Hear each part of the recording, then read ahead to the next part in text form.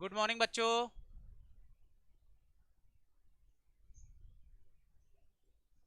Very very good morning to all of you.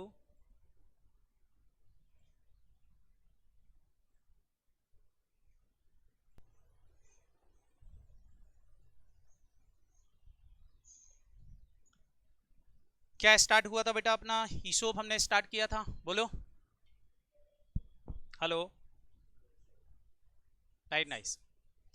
ईसोप के अंदर बेटा हमने बहुत सारे कॉन्सेप्ट तो नहीं, बस केवल ये समझाया अभी तक कि ईसोप क्या होता है, और इसकी हम एक वर्डिंग पढ़ रहे थे जिसको हम बोल रहे थे टर्मिनोलॉजी ऑफ ईसोप। ईसोप के अंदर यूज होने वाले कुछ वर्ड है ना, बोलो। हेलो। Very good. चलो, तो सबसे पहले तो बच्चों हम एक काम करते हैं, एक छोटी सी एक कहानी से स्टार्ट करते हैं ईशो। पहले मैं आपको थोड़ा सा एक कुछ बताना चाहता हूँ जो आज मैंने सुबह मॉर्निंग में पेपर पढ़ते पढ़ते पढ़ा, तो मैं कुछ शेयर करना चाहता हूँ। सबसे पहले उस चीज़ को हम शेयर करते हैं, उसके बाद हमारे सब्जेक्ट पर आते हैं, जब तक लोग आ भी रहे हैं। आप सबने जिराफ देखा? जिराफ या सुना होगा जिराफ के बारे में। जिराफ के पैर बहुत लंबे और ऊंचे होते हैं। उसके बाद फिर बेटा उसका शरीर होता है, उसके बाद उसकी गर्दन होती है। कुल मिला के वो 10-15 फीट का जो है प्राणी है। सारे बच्चे मेरे को एक चीज बताओ, जिराफ, मादा जिराफ अगर अपने बच्चे को जन्म दे तो क्या सोचते हो, कैसे देगी? खड़े खड़े देगी कि बैठ के देगी? क्या करेगी, बोलो। मतलब आप सोचें, मादा जिराफ के पैर करीब 10 फीट के, उसके बाद उसका शरीर करीब 5 फीट का, मतलब कुल मिला के 10-12 फीट 15 फीट ऊपर से अगर बच्चा गिरेगा जमीन पर तो क्या हालत होगी उसकी, बोलो। समझते हो कि नहीं? तो बताओ बेटा, 10-12 फीट से ऊपर से अगर बच्चा गिरेगा तो दिक्कत में आएगा, तो बैठ के देना चाहिए उसको जन्म, बोलो। लेकिन आप आश्चर्य करेंगे, मादा जिराफ जो है बेटा वो खड़े खड़े बच्चे को जन्म देती है। वो बच्चा 10-12 फीट ऊपर से नीचे गिरता है। सोचो क्या हालत होती होगी उस बच्चे की जिसका जन्म लेते ही बेटा उतने ऊपर से नीचे उसको फेंक दिया गया। यहीं पर मादा जिराफ नहीं रुकती। एक तो बेटा ऊपर से उसको गिराती इतने ऊपर से, यहीं वो नहीं रुकती। वो जैसे तैसे अपने आप को बेटा उस चोट से रिकवर करने की कोशिश करने लगता है। मादा जिराफ एक जोर की किक देती है उसको, एक लात लगाती जोर से। वो बच्चा घूम घूम कर लुढ़क कर इधर उधर जाकर के कुछ दूर जाके गिरता है। फिर वो वापस से उठने की कोशिश करने लगता है। मादा जिराफ फिर से जाकर के एक किक और देती है उसको। ऐसी एक दो किक नहीं, करीब 3 से 4 किक वो कंटिन्यू अपने उस जो बच्चा अभी अभी जन्म लेकर के आया है उसको कंटिन्यू मारती। बताओ बच्चों, वो ऐसा क्यों कर रही है? क्योंकि बेटा वो जानती है, वो बोलती है कि ये दुनिया इतनी सरल नहीं है कि तुमको आराम से जन्म दिया जाए और तुम सब कुछ आराम से अपनी जिंदगी जी लोगे। ये जितनी दिख रही है वैसी नहीं है। इसके अंदर कुछ अच्छी चीजें हैं तो कुछ बुरी चीजें भी हैं। तुमको अपने जीवन में कई लात पड़ेंगी, लेकिन अगर इन लातों को खाने के बाद भी आप उठ के खड़े हो गए तो आप जीवन जी लोगे। अगर कोई लात खाने के बाद आप वहीं बैठ के रह गए कि ये भगवान मेरे साथ क्या हो गया और मैं तो यहीं रह गया, अब मेरा क्या होगा, तो शायद ही बेटा आप कभी जीवन में सफल हो पाओ। ये बात जिराफ बचपन से जानता है, और वो उसको किक इसलिए मारती है क्योंकि वो उसको बताना चाहती है कि बेटा हमारा जो मांस है वो बहुत मीठा होता है। आसपास के जंगली जानवर हमको खाने के लिए दौड़ेंगे, लेकिन आपको इन खतरों से बचना है, और बचने के लिए आपको जीवन में ये सीख लेना जरूरी है कि कभी गिर जाओ तो उठ के तुरंत खड़े होकर के भाग लेना। ये वाली बात बेटा वो अपने बच्चे को बचपन से ही सिखाती है, जिसका जन्म हुआ इमीडिएटली। हमको ये वाली बात हमारे मदर फादर नहीं सिखाते, हमको बहुत अच्छे से लाड़ से प्यार से रखते हैं। लेकिन हमको ये बात पता चलती है कब? जब बेटा हमारे एग्जाम में कहीं हम असफल हो जाते हैं, कोई भी कंपटीशन के अंदर हम असफल हो जाते हैं, तो फिर हम सोचते हैं हमारी तो लाइफ ही खत्म हो गई। क्योंकि ये बात हमको बचपन में नहीं सिखाई गई। बच्चों हमेशा याद रखो, कभी भी आपके साथ कुछ गलत होता है तो गलत होने के बाद कुछ अच्छा जरूर होगा। क्यों? क्योंकि कुछ गलत कुछ अच्छे के लिए ही होता है। तो ये बात ध्यान रखना, बिल्कुल जिराफ वाली बात याद रखना कि अगर हमको कभी कुछ ठोकर लगती है तो वहीं नहीं बैठना है, हमको इमीडिएटली क्या हो जाना है, खड़े हो जाना है। समझ में आया? बोलो हेलो। चले अब हमारे सब्जेक्ट पर आते बेटा, ईशोप पर। ये तो आज मैंने एक पेपर पढ़ रहा था तो वहां पर एक कहानी आई तो मैंने सोचा आपके साथ शेयर की जाए। चले अभी देखते हैं हम जरा यहाँ पर ईशोप की बात कर रहे थे। बच्चों बताओ ईशोप क्या है? मैंने आपसे बोला था ईशोप एक तरह का कॉन्ट्रैक्ट है। बोलो, जो किस किस के बीच में हुआ है? एम्प्लॉयर और एम्प्लॉय के बीच में। कंपनी और कंपनी के जो एम्प्लॉय हैं उनके बीच में जो कॉन्ट्रैक्ट हुआ उसको हमने क्या बोला बच्चों? ईशोप बोला। बोला है कि नहीं? बोलो। अब इस ईशोप के अंदर कुछ वर्ड यूज होते हैं, मैंने आपसे बोला था कौन कौन से वर्ड इस ईशोप के अंदर यूज होंगे, तो वो हम देख रहे थे। सबसे पहला वर्ड जो टर्मिनोलॉजी के अंदर बच्चों मैंने आपसे लिया था तो वो थी ग्रांट डेट। मैंने आपसे बोला था ग्रांट डेट क्या होती है? तो वो डेट जिस दिन ईशोप ऑफर किया गया एम्प्लॉय के लिए। फिर ग्रांट डेट के बाद बेटा मैंने एक डेट और डिस्कस की थी, there are very important date, जिसको मैंने बोला था वेस्टिंग डेट।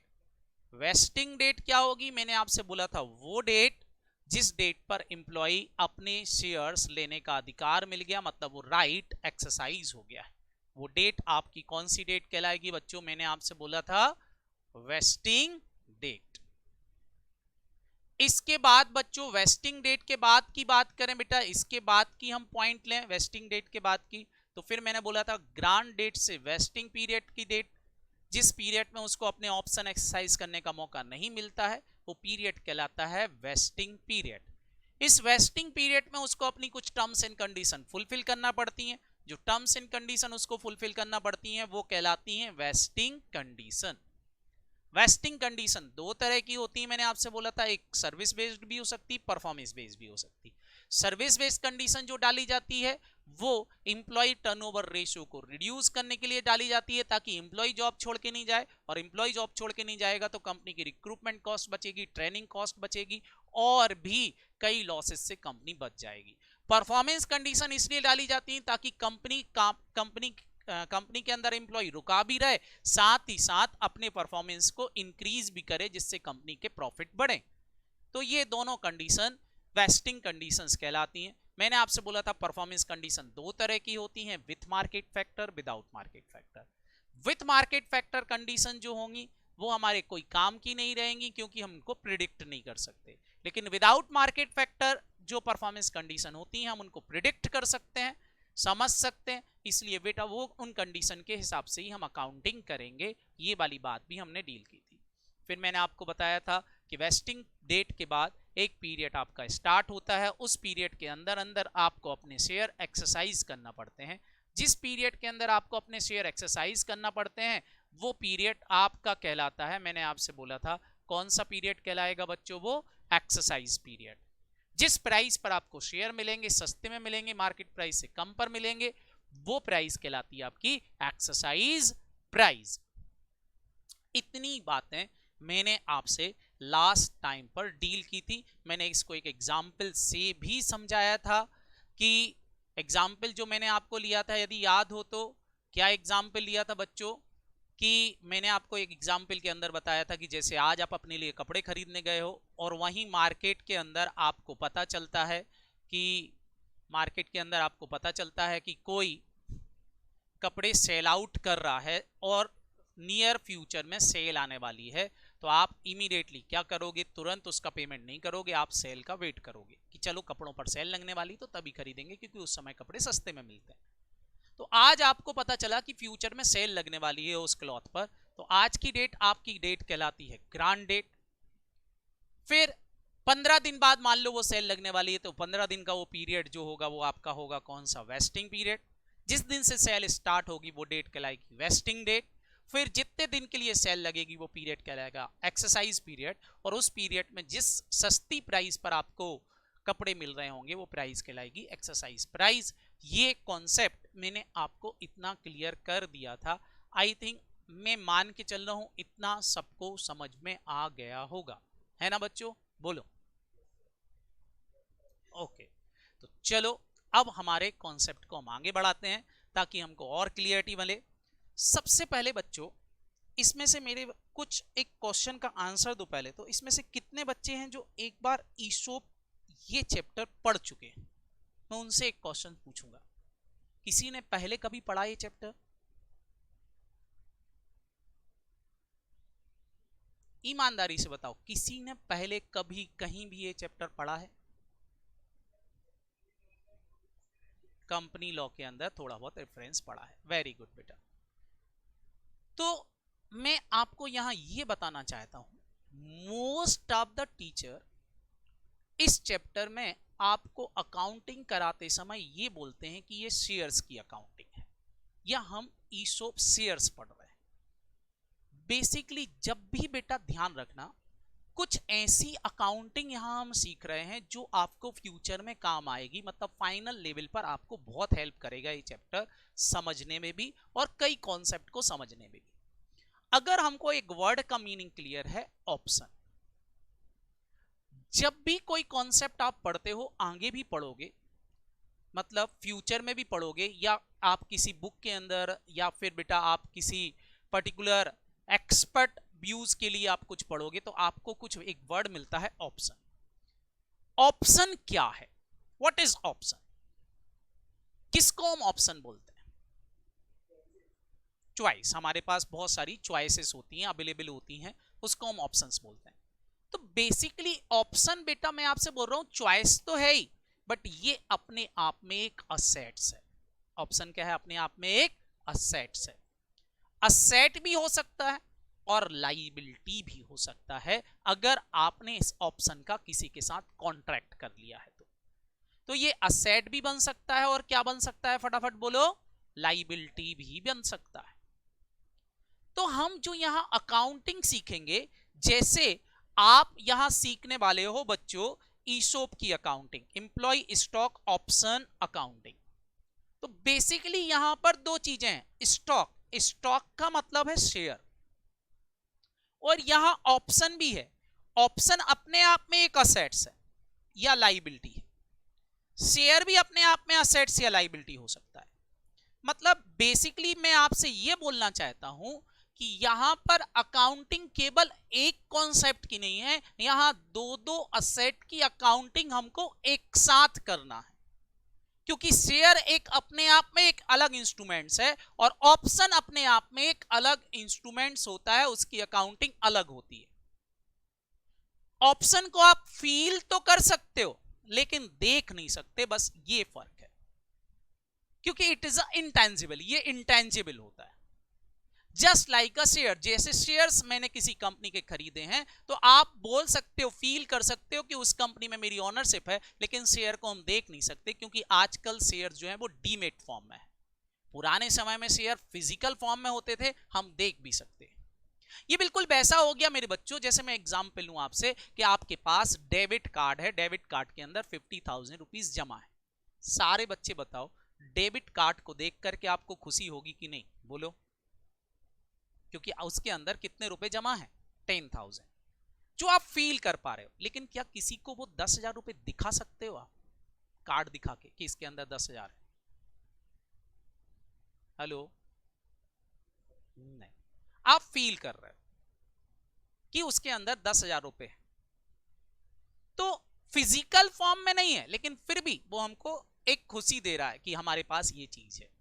सेम यहां पर बच्चों ईसोप के अंदर जो ऑप्शन वाली बात की जा रही है, चॉइस वाली बात जो आपको की जा रही है कि ऑप्शन मतलब एक तरह की चॉइस।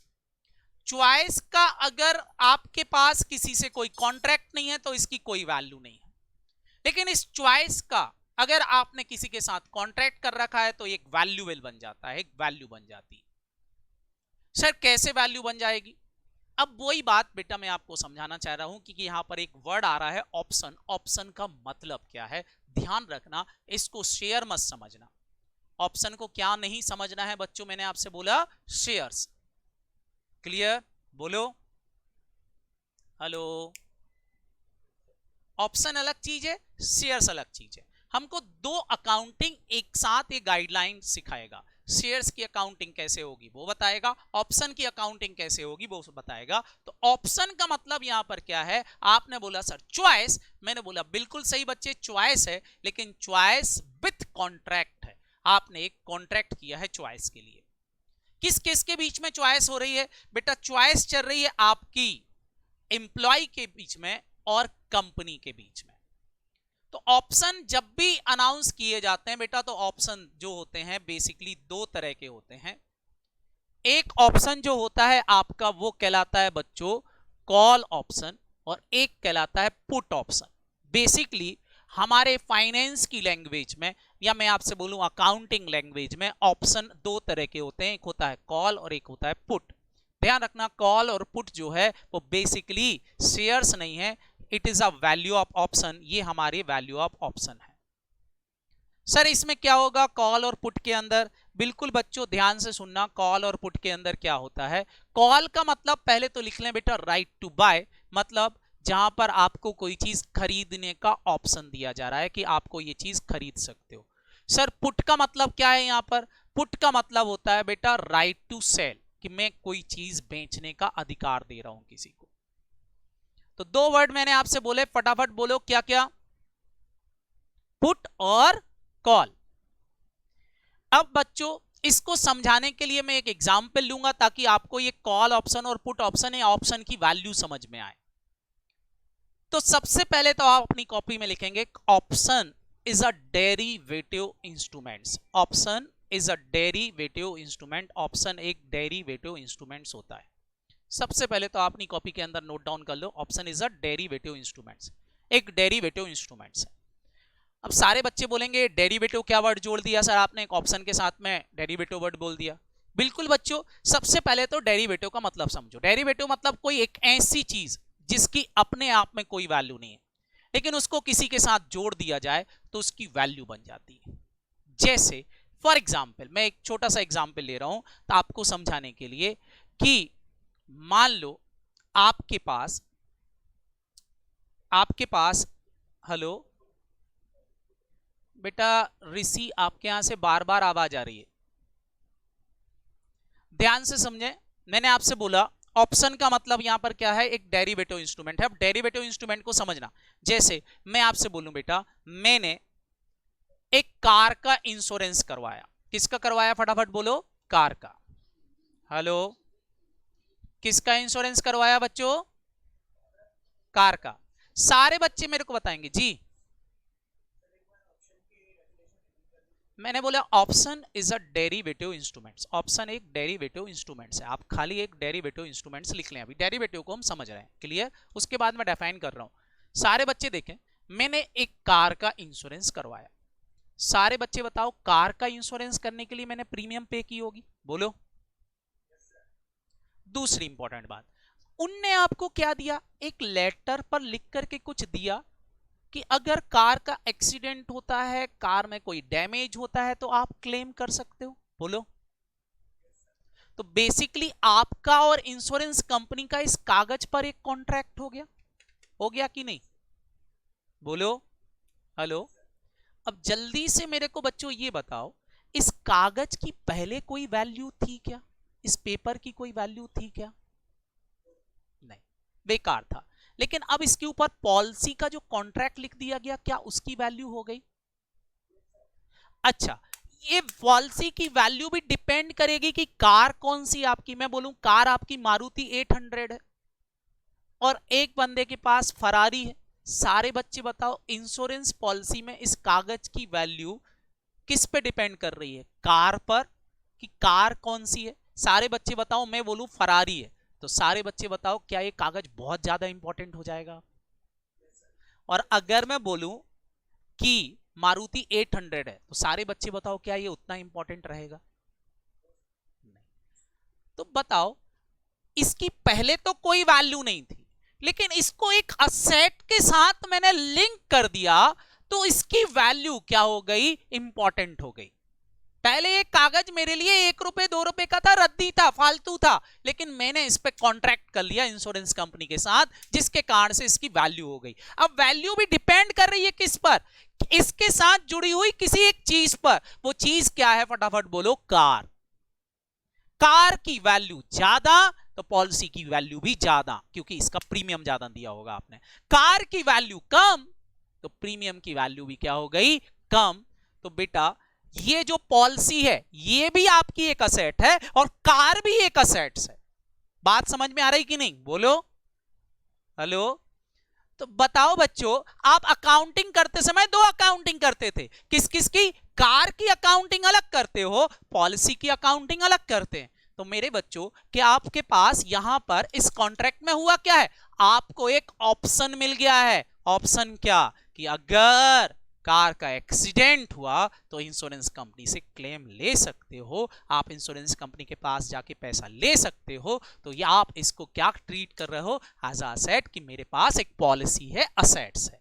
क्लियर? सारे बच्चे बताओ, क्या वो पॉलिसी आपको दिखाई दे रही है? बोलो। नहीं, पॉलिसी आपको दिखाई नहीं दे रही, वो कागज पे एक कॉन्ट्रैक्ट लिखा है। कॉन्ट्रैक्ट किसी को दिखाई देता है क्या? नहीं, खाली क्या है, राइट लेकर के आपने लिखा पढ़ी कर ली समझने के लिए कि हाँ ये है, लेकिन एक्चुअल में उसका कोई एग्जिस्टेंस नहीं है। मतलब ऐसा नहीं है कि वो उछलते कूदते आ रहा है आपके पीछे पीछे कि मैं राइट हूं, मैं राइट हूं, मैं राइट हूं, ऐसा कुछ तुमको दिखाई नहीं दे रहा है। खाली क्या है, कागज है आपके पास। समझ में आया कि नहीं, बोलो। तो अकाउंटिंग आप बचपन से दो चीजों की करते आए हो, एक तो क्या बेटा, जो चीजें दिखाई देती हैं उसकी, और एक जो चीजें दिखाई नहीं देती उसकी, हम दोनों की अकाउंटिंग करते आए हैं। सेम इस चैप्टर के अंदर भी हमको यहां पर कुछ ऐसा ही कुछ दिया जा रहा है। मतलब ऐसा क्या दिया जा रहा है बच्चों, तो इस चीज को जरा ध्यान से देखना, मैं एक कॉन्सेप्ट के थ्रू आपको समझा रहा हूं ताकि आपको बात क्लियरिटी से समझ में आए। देखो,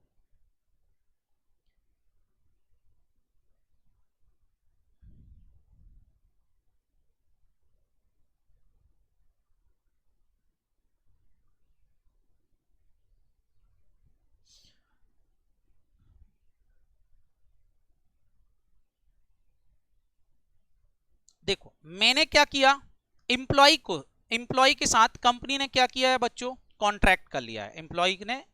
कंपनी ने एम्प्लॉय के साथ क्या कर लिया बच्चों, एक कॉन्ट्रैक्ट कर लिया है कि नहीं, बोलो हेलो। कॉन्ट्रैक्ट किस पे किया, एक लेटर पे किया। किस पे किया, फटाफट बोलो, एक लेटर पर। कॉन्ट्रैक्ट करते समय कंपनी ने एम्प्लॉय से बोला कि वो एक कॉन्ट्रैक्ट कर रही है जिसमें उसको शेयर देगी, कितने रुपए पर, 50 रुपए पर शेयर देगी। सारे बच्चे बताओ उसके पास ये लेटर है कि नहीं, हेलो। ये लेटर उसको एक क्या दिलवा रहा है, जल्दी से बताएं, उसको ये लेटर क्या दिलवा रहा है, एक अधिकार दिलवा रहा है, राइट दिलवा रहा है।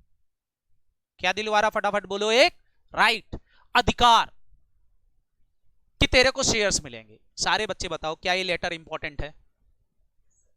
अभी शेयर मार्केट में चल रहा है 170 रुपए का। सारे बच्चे बताओ इस लेटर की वैल्यू क्या, अगर ये लेटर अगर मैं किसी को बेचना चाहूं तो बताओ इस लेटर की वैल्यू क्या, मेरे को शेयर कितने में मिलेगा बेटा? अरे 50, कंपनी ने बोला सस्ते में देंगे, कितने में देंगे, 50 रुपए में देंगे, ऑफर प्राइस 50 रुपए रखी है। सारे बच्चे बताओ अभी अगर मेरे को ये लेटर किसी को बेचना है तो क्या ये लेटर भी बिक सकता है? बोलो हाँ या ना। बिल्कुल बिक सकता है, बिक सकता है बच्चों। मैं उसको बोल दूंगा शेयर खरीद के तेरे को दे दूंगा, चिंता मत कर, तू मेरे को कुछ पैसा देते, अभी मैं कहीं गिरवी भी रख के आ सकता हूं। जो इन चीजों को समझते हैं, समझ में आया कि नहीं, बोलो। क्या अभी वैल्यू दिख रही है, पहले तो ये बताओ, अभी वैल्यू दिख रही है, बोलो इस लेटर की वैल्यू कितनी? 170 तो शेयर की वैल्यू है, फिर आप गलत बोल रहे हो, 170 शेयर की वैल्यू है। सारे बच्चे बताओ आपको इस राइट के कारण कितना फायदा होने वाला है, बस वो फायदा आपकी वैल्यू है। बताओ 170 वाला शेयर तुमको 50 में मिले, क्या फायदा है, जल्दी से बताएं कितना फायदा होने वाला है? सर 120 का फायदा होने वाला है, 120 इस लेटर की वैल्यू है। अब जरा ध्यान से सोचो, कुछ दिन बाद शेयर का भाव बढ़ गया, मार्केट में हो गया 200 रुपए। सारे बच्चे बताओ क्या लेटर और कीमती हो गया? अब आपको कितने रुपए का फायदा होने वाला है, सोचो कितने रुपए का फायदा होने वाला है, जोर से बोलो। 150 का फायदा होने वाला है। कुछ दिन बाद शेयर का भाव और बढ़ गया, 300 रुपए हो गया। अब बताओ, अब आपको और कीमती हो गया कि नहीं? बोलो। शेयर नहीं, शेयर अलग चीज है, वो तो बाद में मिलेंगे। अभी जो आपके पास है वो एक राइट है, अधिकार है, लेटर। सारे बच्चे बताओ, क्या इस लेटर की value up down up down up down चल रही है कि नहीं? बोलो।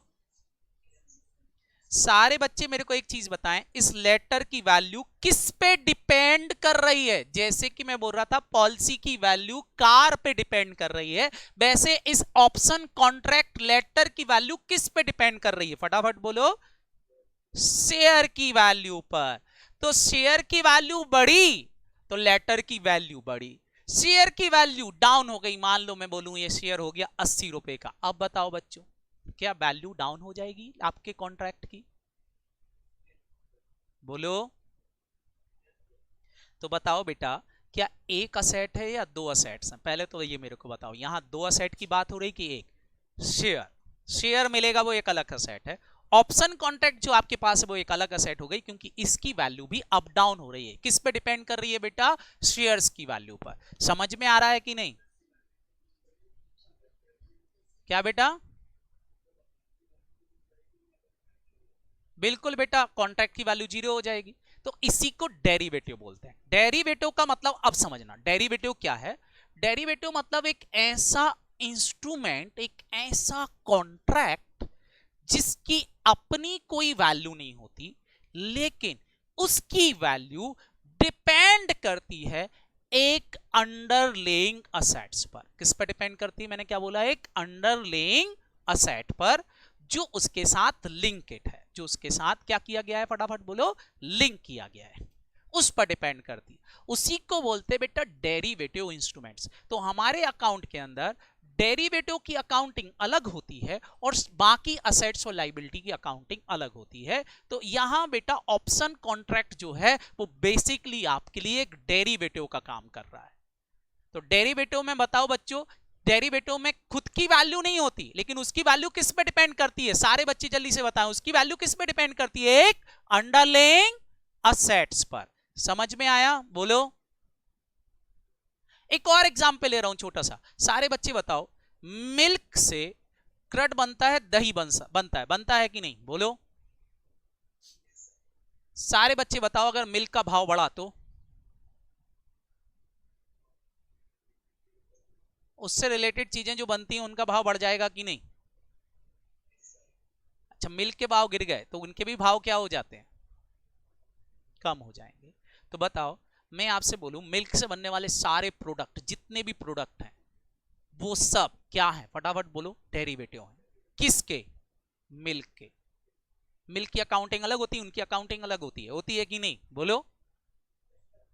It is a derivative instrument. और बताना मेरे को, और एग्जांपल ले रहा हूं मैं। कन्वर्टेबल डिवेंचर, मेरे पास रिलायंस के कन्वर्टेबल डिवेंचर हैं जो फ्यूचर में शेयर्स बन जाएंगे। सारे बच्चे बताओ, डिवेंचर की अपने आप में कोई वैल्यू चलेगी क्या? सोचो। शेयर्स पे डिपेंड करेंगे। अगर शेयर के भाव बढ़ गए तो किसकी वैल्यू बढ़ जाएगी? कन्वर्टेबल डिवेंचर की वैल्यू अपने आप बढ़ जाएगी कि नहीं? और शेयर के भाव अगर गिर गए बच्चों, शेयर के भाव अगर गिर गए तो उनकी वैल्यू भी गिर जाएगी। It is very easy. अब आपको समझ में आया डेरिवेटिव क्या होता है? बोलो। बिल्कुल। तो बेटा डेरिवेटिव क्या हो गया? मैंने आपसे बोला derivative is a option contract. भी आपका यहां पर जो ऑप्शन कॉन्ट्रैक्ट किया जा रहा है, it is also a derivative instruments. Option contract अपने आप में एक असेट्स होता है, ऑप्शन कॉन्ट्रैक्ट अपने आप में एक लाइबिलिटी भी होता है। ध्यान से सुनना, मैंने बोला ऑप्शन कॉन्ट्रैक्ट दो तरह के होते हैं, एक पुट ऑप्शन और एक कॉल ऑप्शन। अगर आपको कुछ खरीदने का अधिकार मिल रहा है तो आप बोलोगे मेरे पास कॉल ऑप्शन है। अगर आपको कुछ बेचने का अधिकार मिल रहा है तो आप बोलोगे मेरे पास पुट ऑप्शन है। सारे बच्चे बताओ, ESOP is a example of call और पुट। बताओ यहां पर क्या दिया जा रहा है आपको? Call option. क्यों? क्योंकि यहां पर आपको क्या मिल रहा है? शेयर्स खरीदने का राइट, अधिकार। कौन दे रहा है ये शेयर खरीदने का अधिकार आपको? कंपनी। कौन दे रही है? फटाफट बोलो। कंपनी। कंपनी। याद रहेगा कि नहीं? बोलो। हेलो। अब ध्यान से सुनना, यहां पर जो एक इंपॉर्टेंट बात जो मैं बोल रहा हूं, बेटा हमेशा कॉन्ट्रैक्ट दो लोगों के बीच में होता है, कोई अपना एक आदमी तो कॉन्ट्रैक्ट कर नहीं सकता। बोलो हेलो। तो जो अधिकार देता है उसके पास आते हैं ऑब्लिगेशन। क्या आते हैं बच्चों उसके पास, फटाफट बोलो। ऑब्लिगेशन। उसको बोलते हैं राइटर। क्या बोलते हैं उसको, फटाफट बोलो। राइटर। राइटर मतलब जिसके पास ऑब्लिगेशन आएंगे कि वो काम उसको करना पड़ेगा। और जिसको अधिकार मिलता है, जिसको अधिकार मिलता है, सर किसको अधिकार मिलता है, जिसने राइट खरीदा है, जिसको अधिकार मिला है, वो बंदा कौन कहलाएगा बेटा, तो वो बंदा कहलाता है बायर। वो बंदा कौन कहलाएगा, फटाफट बोलो। बायर। हेलो, क्लियर हुआ बच्चों। तो राइटर यहां पर कौन है, पहले तो बताओ राइटर यहां पर कौन है, सारे बच्चे वाले को बताएंगे राइटर यहां पर कौन है, कंपनी। ऑब्लिगेशन किसकी है, फ्यूचर में किसको शेयर्स देना पड़ेंगे, ऑब्लिगेशन किसकी आ रही है ईशॉप के अंदर, सारे बच्चे बताएं। कंपनी। कंपनी के पास एक ऑब्लिगेशन आ रहा है कि उसको फ्यूचर में क्या देना पड़ेगा, बोलो शेयर्स देना पड़ेंगे। समझ में आया कि नहीं। और अधिकार बायर। बायर कौन है यहां पर, फटाफट बोलो, कंपनी के एम्प्लॉय। समझ में आया, बोलो हेलो। तो कंपनी ने, अब जरा ध्यान से सुनो, ये ऑप्शन कब तक वैल्यूएबल रहेगा, बताओ कौन से पीरियड में ये वैल्यूएबल रहेगा, बताओ जब तक सामने वाले को शेयर नहीं मिल जाते, बोलो।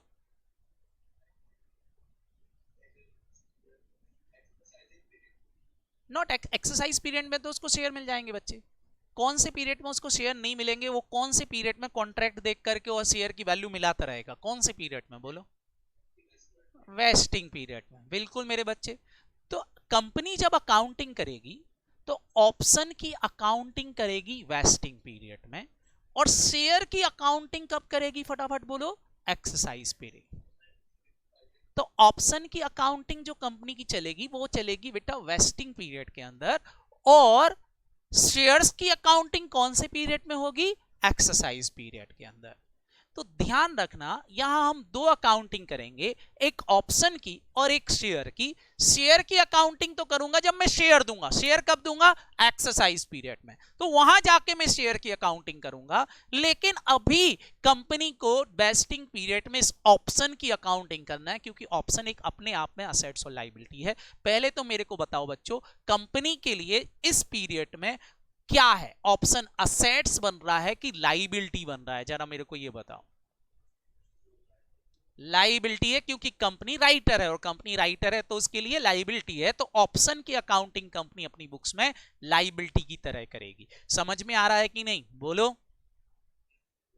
लेकिन अगर मैं बोलूं इंप्लॉय की बुक्स में तुमको अकाउंटिंग करना है, इंप्लॉय की बुक्स में, हालांकि तुम्हारे कोर्स में इंप्लॉय की बुक्स अकाउंटिंग नहीं है, वो फाइनल में, लेकिन मैं आपसे बोलूं इंप्लॉय की बुक्स में अकाउंटिंग करना है, तो सारे बच्चे बताओ ऑप्शन इंप्लॉय के लिए क्या है, असेट। तो डेरिवेटिव इंस्ट्रूमेंट की खास बात यही होती है, एक के लिए ऑब्लिगेशन दूसरे के लिए असेट हो जाता है। समझ में आ रहा कि नहीं, बोलो हेलो।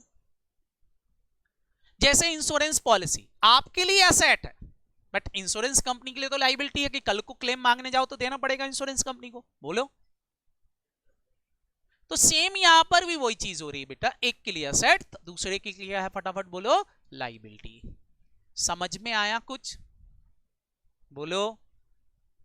तो अपना दिमाग दो चीजों पे दौड़ाना।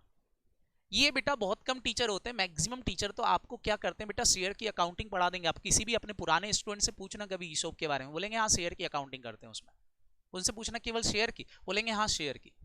लेकिन एक्चुअल में दो चीजों की यहाँ अकाउंटिंग होती है। समझ में आया। हम क्लियर कट रहे हैं कि हमको दो चीजों की अकाउंटिंग करना है, तो हमसे कभी गलत ही नहीं होगा।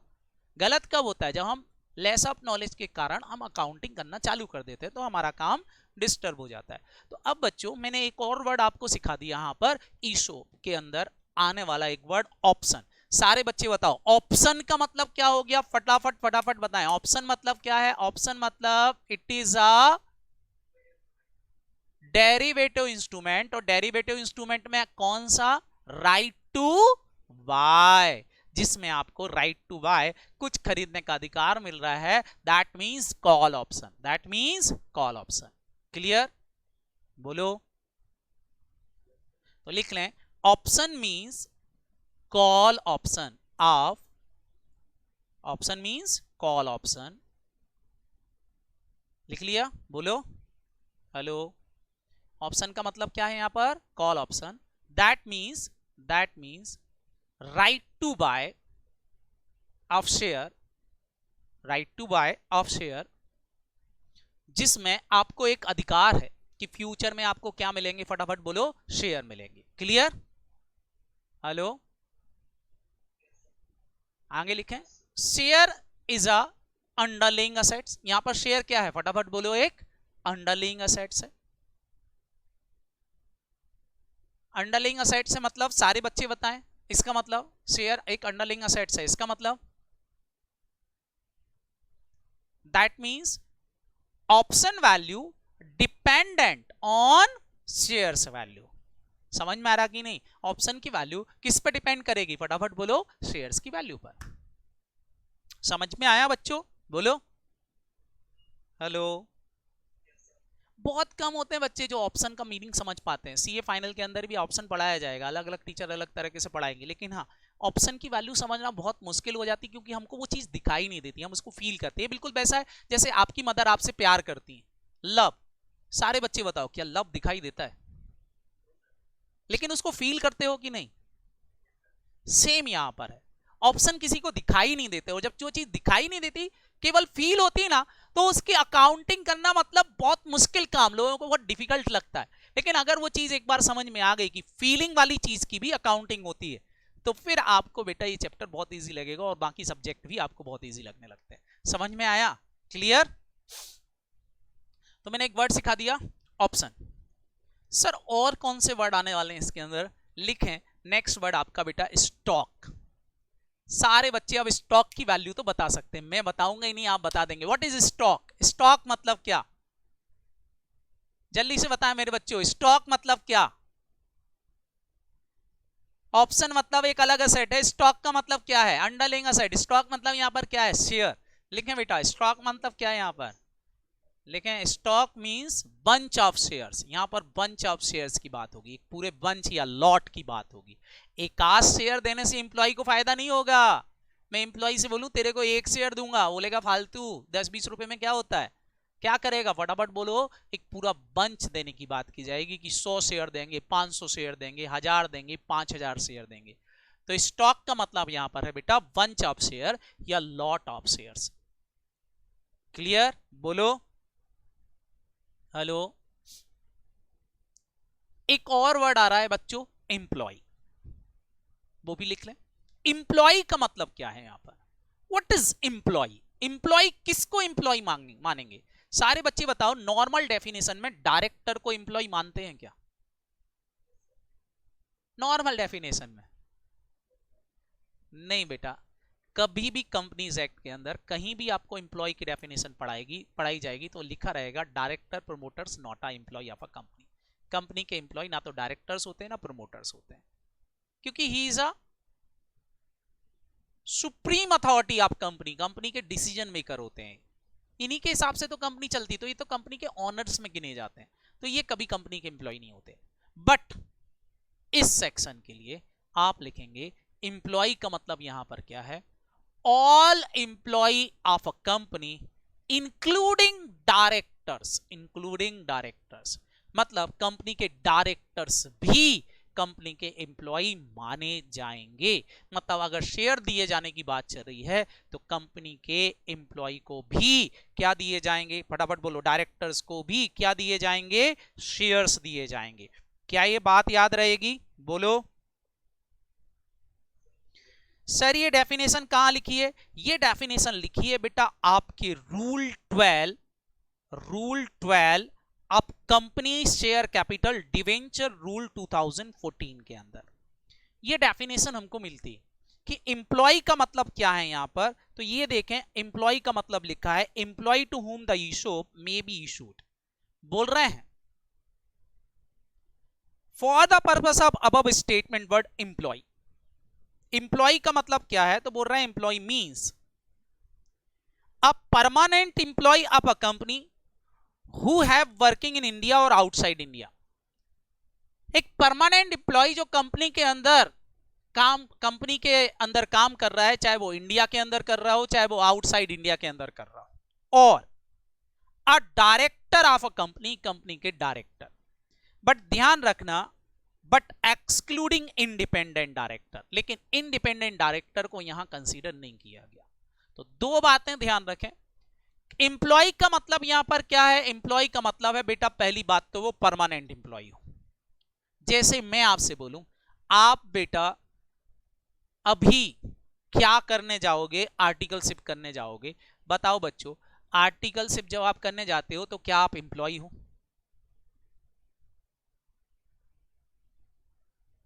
क्या आप उस चार्टर्ड अकाउंटेंट के एम्प्लॉय हो?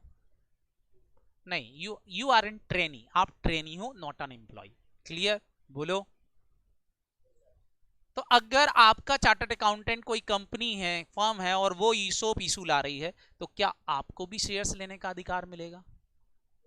नहीं, क्योंकि I am not a employee, I am a trainee. अब दूसरी डेफिनेशन लेते हैं। वहां पर 4-5 तरह के एम्प्लॉय होते हैं। कुछ परमानेंट होते हैं, कुछ परमानेंट नहीं होते, बस कभी कभार हम पेइंग बेसिस पर रख लेते हैं कि भाई 10 दिन का ये काम कर दो, ये तुम्हारा पेमेंट रहेगा। सारे बच्चे बताओ किसको मिलेगा पैसा? सॉरी, ईसोप किसको मिलेगा? परमानेंट। परमानेंट किसको बोलते हैं? जिनका पेमेंट सैलरी के नाम से जा रहा है। समझ में आया कि नहीं? बोलो। तो बेटा शेयर्स किसको मिलेंगे? परमानेंट एम्प्लॉय को मिलेंगे, जो कंपनी के अंदर वर्क कर रहे हैं, इंडिया में भी और आउटसाइड इंडिया में भी, कहीं भी कर रहे हो। इसके अंदर डायरेक्टर आएंगे, लेकिन इंडिपेंडेंट डायरेक्टर्स नहीं आएंगे।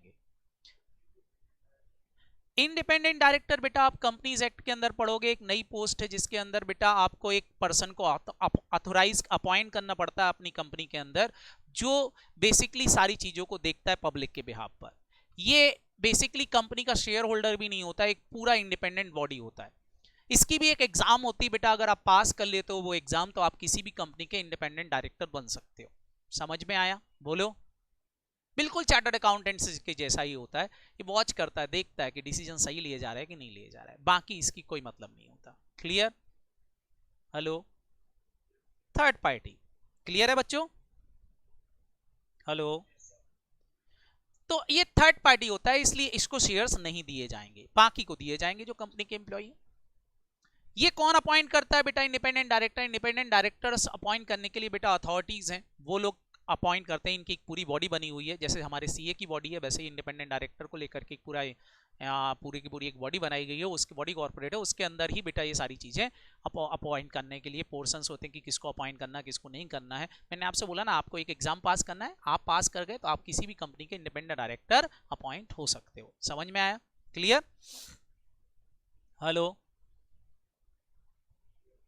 लेकिन एक इंपॉर्टेंट बात यहां पर ये है, चाहे वो एम्प्लॉय हो चाहे वो डायरेक्टर, 1 और 2 दोनों में से कोई भी, अगर आपके पास ध्यान से सुनना, अगर आप किसी सब्सिडरी कंपनी में भी काम करते हो, उस कंपनी की मतलब होल्डिंग में ना करके कहां कर रहे हो? फटाफट बोलो।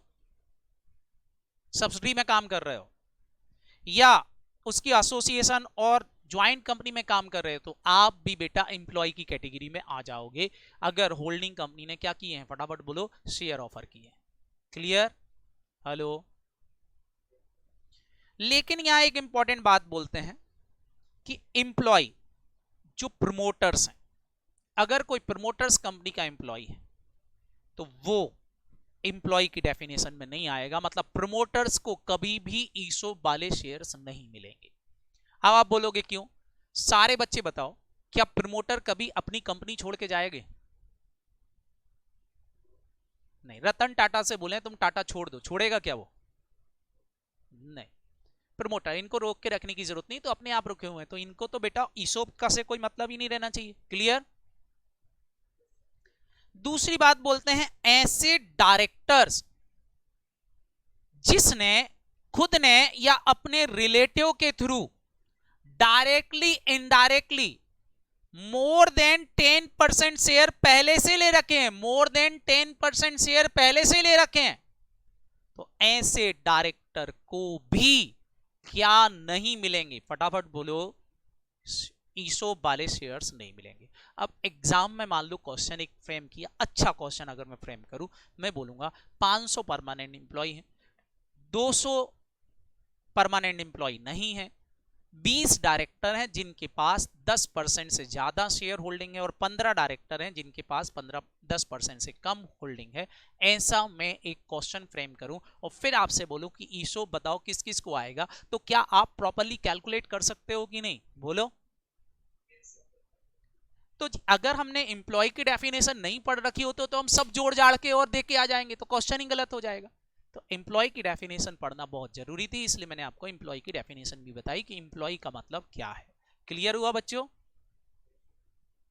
तो आज मेरी तरफ से थ्योरेटिकल पार्ट जो है इसका बेटा खत्म होता है।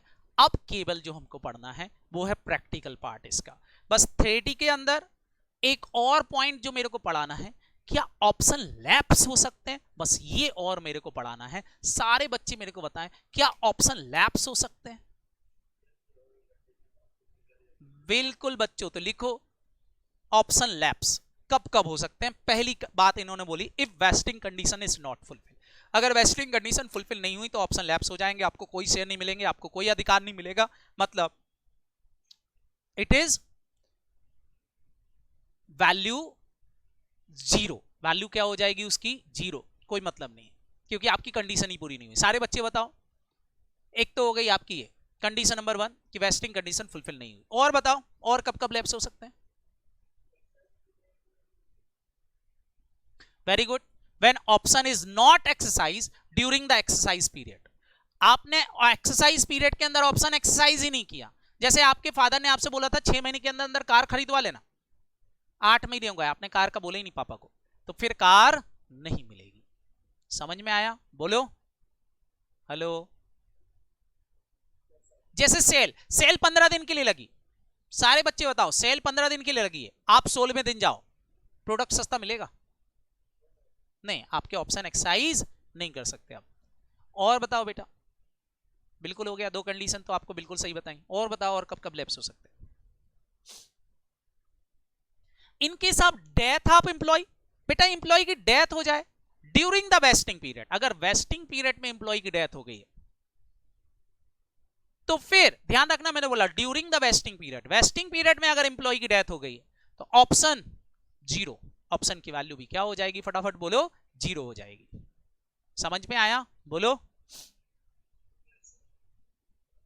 सर इसका मतलब उसकी घरवाली नहीं आ सकती। बिल्कुल बेटा, उसकी घरवाली रोते गाते नहीं आ सकती। उनने बोला था कि शेयर सस्ते में मिलेंगे और अब वो तो भगवान को प्यारे हो गए, मेरे को शेयर दे दो, मेरे पास वो कॉन्ट्रैक्ट है, तो उसकी घरवाली थोड़ी ना काम कर रही थी।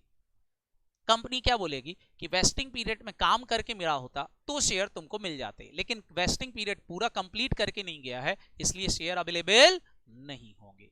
समझ में आया? बोलो और बताओ और कब कब।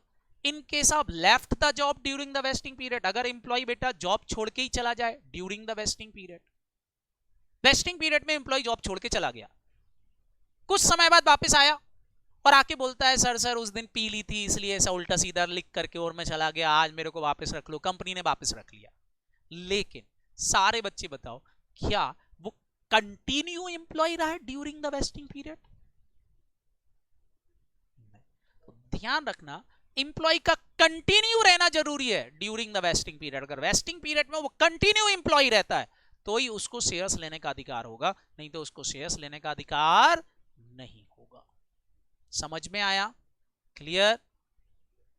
तो कब कब लैप्स हो सकते हैं? मैंने बोला कि वेस्टिंग कंडीशन पूरी नहीं हुई, आपने बोला एक्सरसाइज पीरियड में उसने शेयर नहीं खरीदे, death of the employee, job left the employee, employee ने जॉब छोड़ दिया है, इन कंडीशन में ऑप्शन लैप्स हो जाएंगे, फिर उसको शेयर्स लेने का अधिकार नहीं मिलेगा, मतलब आपके ऑप्शन की वैल्यू जीरो हो जाएगी। क्लियर? तो ये था बच्चों ईसोप की एक थ्योरेटिकल बात। अब जो पढ़ना है हमको इसका प्रैक्टिकल पढ़ना है। प्रैक्टिकल पढ़ने के बाद हम अकाउंटिंग सीखेंगे, अकाउंटिंग दोनों तरह की सीखेंगे, ऑप्शन की अकाउंटिंग भी सीखेंगे और शेयर्स की भी अकाउंटिंग सीखेंगे। क्लियर? हेलो, ये बच्चों मैंने आपके नोट्स तैयार कर दिए हैं ईसोप के, आपको जो मिलने वाले हैं। ये आपका पीडीएफ है ईसोप का, मैंने आपको यहाँ पर सारी चीजें लिख दी हैं जो पीडीएफ के अंदर थी। ये देखें, ये आपके ऑब्जेक्ट मैंने यहाँ पर प्रॉपरली नोट डाउन कर दिए हैं विथ फोटोग्राफ। ये आपके कौन कौन से कंपनीज एक्ट के प्रोविजन लगते हैं, ये उनकी डेफिनेशंस जो यहाँ पर मैंने आपको डेफिनेशंस पढ़ाई हैं, ये बाकी रूल्स और रेगुलेशंस जो यहाँ दिए हुए हैं पर्टिकुलर। उसके बाद फिर ये अकाउंटिंग कॉन्सेप्ट आ जाएंगे जिसके अंदर हम पर्टिकुलर क्वेश्चंस पढ़ेंगे कॉन्सेप्ट वाइज। क्लियर है बच्चों? चलो तो मिलते हैं कल। Bye bye. बाय बच्चों।